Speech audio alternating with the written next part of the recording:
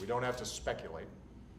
And what I can guarantee is that if it's a deal I've signed off on, I will be able to prove that it is the best way for us to prevent Iran from getting a nuclear weapon.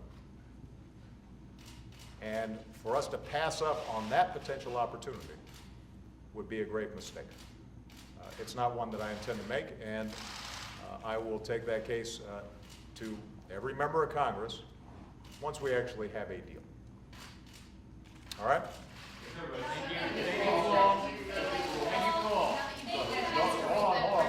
Hold on. I'll take one question. Thank you. Go ahead. Now that you've had a chance to read the Prime Minister's remarks, at least, do you feel like the speech he gave was appropriate considering his upcoming elections and the upcoming deadline? And you also talked to other foreign leaders today on Ukraine. Did Iran come up at all? Are you expecting any signs of support from them vis-a-vis your position? No.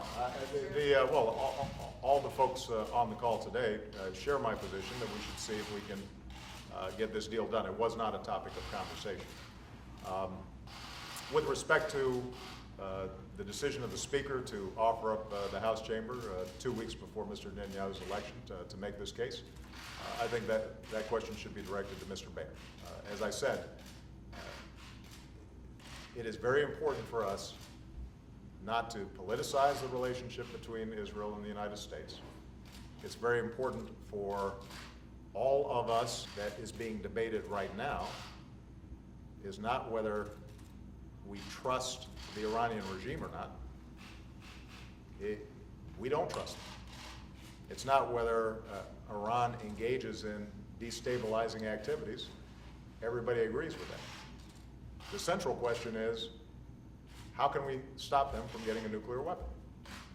And what we know is that if we're able to get a deal, not only do we cut off all the various pathways for Iran getting a nuclear weapon, but we also know that we'll have a verification mechanism and an inspection mechanism where if they cheat and if they engage in a covert program, we are far more likely to see it in time to do something about it.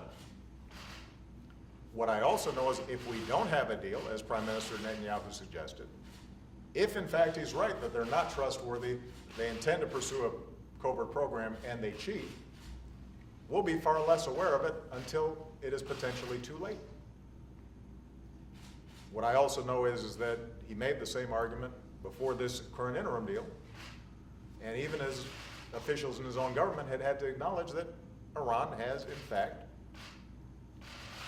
maintained their end of the bargain.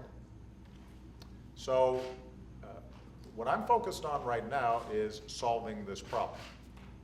I'm not focused on the politics of it. I'm not focused on the theater of it. And my strong suggestion would be that members of Congress, as they evaluate it, stay similarly focused. All right? Thank you, guys. Thank you, everybody. Appreciate it. Thank you. Thanks.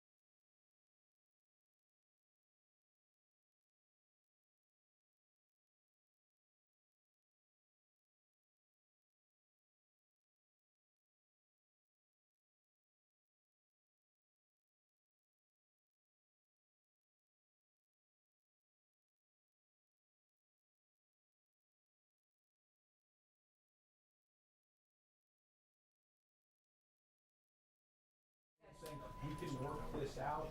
They are trying to walk back ever so slightly, what Susan Rice said last week when she was attacking much more harshly and suggesting that this was going to be, this whole trip and the speech would be destructive to the U.S.-Israeli relationship. Hey guys, You have a president walking a much finer, more diplomatic line, but trying to push back on the substance of what the Prime Minister let's talk said, about his which thing. appeared to The be White pretty House does it effective like in that. attacking the